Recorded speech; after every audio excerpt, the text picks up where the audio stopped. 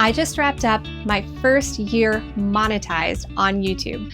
I reached monetization through the whole of 2024, and I'm going to show you what it took to get there and exactly what I made, as well as what was my darkest week.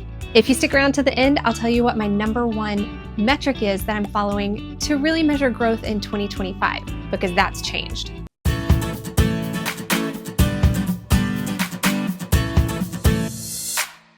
My channel started back in 2022, in April. I put out my first video and I knew that to get monetized, I would need watch hours. And so I just made as many videos as I could, because more videos should lead to more views and more watch time. And I'm not saying that you have to get monetized. By all means, your channel is legitimate before you ever get a dime from Google AdSense revenue. That said, my goal of my channel was to help people, and I knew that more views also equaled more people potentially finding information that was useful to them. So I worked on views first. I'm gonna read this part because I have a hard time with numbers. In 2022, I had about 25,000 views, which if you turn that into a full year would be something like 37,000. In 2023, that jumped dramatically to 172,000. And in 2024, wow, I've been at this a while. That number jumped to 204,000. Now, that's for total views, including both long form and short form. But most of my views are long form. I don't really focus on shorts. I'm not funny enough. But for those of you that have been here since the start, I am so grateful for you. I'm sure you have lived through bad audio levels, shaky camera shots, me learning the basics of editing and putting out videos in a probably kind of haphazard schedule that made sense to me, but probably didn't make sense to you. So thank you for sticking around. My niche is traveling with kids with dietary restrictions. And we always try to hit at least 2 of those topics. So it might be traveling with kids. It might be kids with dietary restrictions. It might be traveling gluten-free. Hopefully we hit at least 2 of those things in any video. And sometimes the videos get a lot more broad and sometimes they get a lot more specific. Sometimes they're just kind of general travel videos with just a little bit of gluten-free food. But we keep in that general neighborhood. Once I got into my first full calendar year in 2023, my focus really focused in on subscribers. And so many people are just hawk-eyed, just watching their subscriber count go up and up. And I get that. It's something that you need to monetize. And a lot of people say it's a vanity metric. Yes and no. There are plenty of channels I'm subscribed to that never come across my feed, and I don't really watch them anymore. That said, you do need those 1,000 subscribers to get monetized, and it is kind of an indicator to me of folks who want to stick around and see more of me if they bothered to subscribe. So I am grateful for those people that do subscribe, because I think y'all are my people. By the end of 2022, I had 261 subscribers. And over the course of 2023, I clawed my way to 1,000 subscribers. You can actually see me on New Year's Eve as I see that I got my 1,000th subscriber. Hey Laura, 1 sec. Yeah. Hit refresh.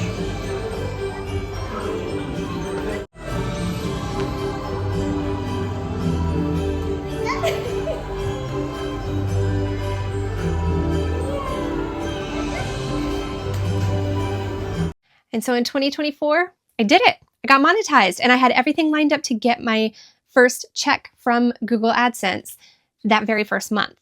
You can see that in 2024, my focus turned away from subscribers, and I actually had fewer subscribers in 2024 than I did in 2023.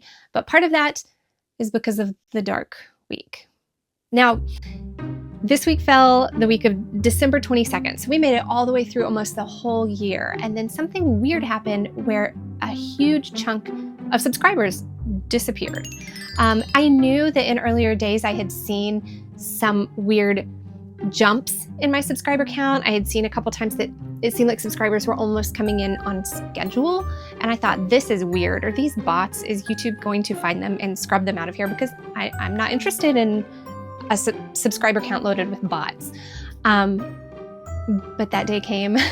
And when you are clawing your way to 100 more subscribers, I was really hoping to hit 2,000 by the end of the year, but I accepted that it was probably going to be 1,800. And I was getting close to 1,800, but then suddenly, like, to lose over 50 subscribers in a week is just a little catastrophic for a little channel like mine. And it was a gut punch.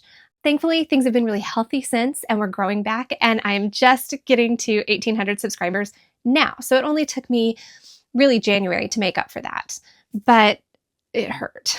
Listen, it is normal and natural for you to lose a couple of subscribers here and there, but every so often YouTube does go through and clean house, and they say, these accounts are closed, these are clearly spam, and they clean them out in a way that to us feels like Thanos just snapped and took away 5% of your subscriber count. So if you've experienced a YouTube purge, I'm here to tell you, I'm sorry. It stinks. You'll get back there, and your community within your subscribers will be stronger because of it. And now I'm grateful because I know that my subscribers are real and not inflated. So my main metric in 2024, as you'll imagine, and why you're watching this video, was revenue. What income did I make off of this YouTube channel? Now, I've heard time and time again, you don't get into YouTube for the money. There are some people who do make money, and I would love for this to eventually be full-time job kind of income, but it's going to take some creative work and a lot more growth and time to get there. I was kind of surprised at how well I did in my first year because I really honestly thought it was going to be pocket change. So let's talk money. What you really want whenever your focus is on what are you making here, you're looking for watch time, you're looking for video retention, you're looking for videos that feed into other videos so that folks stick around on your page. And those are the lessons I'm learning as a monetized small channel. And I've had months where views seemed really down, or my subscriber count went all wonky, and still my revenue was really solid because I'm in a niche that has a really high CPM, that is how much I get paid per view. And I'm really proud of how that number for my CPM has gone up this year as YouTube has figured out better and better how to put certain advertisers on my videos and that I'm getting high quality views. So my first month in January, I made $117. And I did see generally like small growth month on month from around that ballpark. I really felt good in March when I got all the way to $143. I thought that was tip top. Then we got into the summer months and things just kind of coasted. They were actually kind of flat. It was a little uninspiring, but we were going on some trips and I knew we'd have a couple new series, and folks love our Virgin Voyage series. So I was looking forward to getting that off the ground. But as fall rolled around, I was wrapping up that Virgin Voyages video with a couple of real surprise hits. Who knew people would be that into the Brightline train and Key West? But they did really well. And as we went into September and October, I saw this big revenue increase. This is one you should just tuck away for future reference because of political ads. During the election season, political ads were everywhere, and that drove up ad revenue. So I had a really strong September and October. Not that that's what I'm looking to be the benefactor of, but you can stash that away for November of 2028. And in case you're asking, I do not go into the system and tell them when to place my ad breaks. I don't tell them should they be skippable or non-skippable, and should they put an extra ad in or put bumper ads or things like that. Google knows that better than I do, and they want to make the highest revenue they can. I mean, they're the pros. So I trust them to do that for me because of holiday breaks and people getting more time to hang out and relax and watch something fun. November was the first time I crossed the $200 mark. And then we coasted through into all of the holiday advertising with top dollar coming in. There's a reason that people do Vlogmas, which I did not participate in this year, but I knew that those December videos were vital for keeping things rolling during this busy season. And then I had a really fun experience, kind of a surprise, on Christmas morning. Every year I see this wild bump Christmas morning on my videos about Disney Cruise Line's kids clubs, the Oceaneers Club. And I have a theory. I think that families are giving their kids a cruise for Christmas, and they decide to watch these videos to get them excited about what their gift is. This is the third year now where every Christmas my Oceaneers Club videos get wild views on Christmas morning. But this is the first year that I was monetized and I got to see ad revenue from all of those views. And honestly, that part doesn't matter to me. But if this is you and you're using my videos as a part of announcing your Christmas gifts, could you just comment below? Because this is very, very touching to me and I would love to know more details about it. And I'm not gonna cry. I'm not gonna cry. I just love being a part of everyone's vacation planning magic. And this year was the perfect storm because we had just spent Thanksgiving on the Disney Wish and came out with a new What Happens in the Oceaneers Club right before Christmas. And so that was such a perfect release time for that search result. In the end, December was a record growth month, which is then to be outdone by January 2025. It didn't slow down just because the holidays were over. And I ended the year with $2,056.50. It's not too bad. It's better than I thought. It's going to have to grow if it's ever going to be my job. That or I'm going to have to consider rejoining the workforce when my littlest is in school full time. But for now, let's keep doing this. This is fun. So in 2025, I told you there's a new metric that I'm going to keep track of to measure growth. I am focusing my eyes, my brain, my heart, all on returning viewers. More than views, more than subs, more than revenue. I'm focused on returning viewers because those people are my people. And that's a big part of why I've been interested in YouTube and social media to help connect people who feel like they need more information and they need support when planning their trips and when doing things for their families. And I want to be that support in a very real, practical, hands-on way. And YouTube has allowed me to do that across thousands and thousands of views, and I love it. But if you're returning, then I can help you even more. And then maybe I can get to know you. Maybe we can have a two-way discussion. I have absolutely loved those comments that say, this video helped us plan our trip. Or those people who make their way over to our Instagram and DM me and are like, hey, we really loved that. We love seeing your day-to-day over here on Instagram. It's built a community in a way that I could actually name more people than I can count on my hands now that are my people because of this channel. And I've wondered, what does that look like in a more practical way?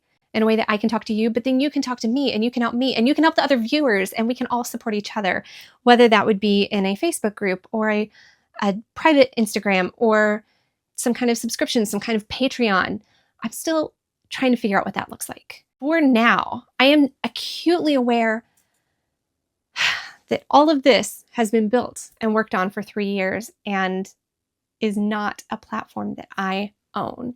It's not something that I have ultimate control over, and it could be gone tomorrow.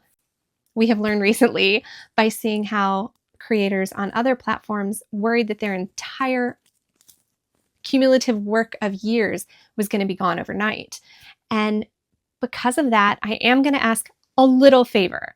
If you are here as a returning viewer, if you are here and you have found my videos helpful in the past and you want to be a part of a community, I'm not asking you to sign up for a community now. I'm just saying, if something happened to this channel and it disappeared tomorrow, where would you find me? And the only way I can let you know where to find me is if you let me know how to tell you. So I'm going to put a link down below. Just click on it and fill out first name and email. All I'm asking for is first name and email, so that if I ever need to go elsewhere, I can tell you where I've gone. If I ever need to know where's my circle of people, I've got your name, because I want you to be a real person to me and I want to be a real person to you. So I'm starting an email list, and it's not going to be a newsletter. You're not going to get weekly or monthly or anything like that, emails or ads. Of course, I won't sell it. I don't have anything that I am planning on selling.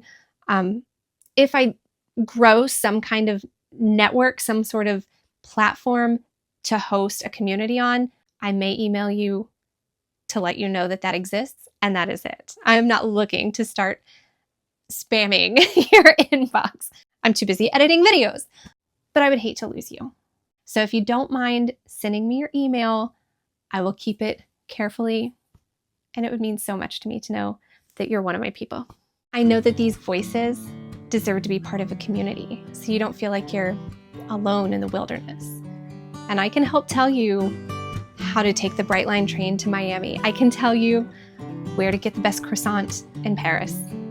It's Copan. Duh. I'm really blessed to get to travel with my kids, and I'm really blessed to get to be with you as I do that.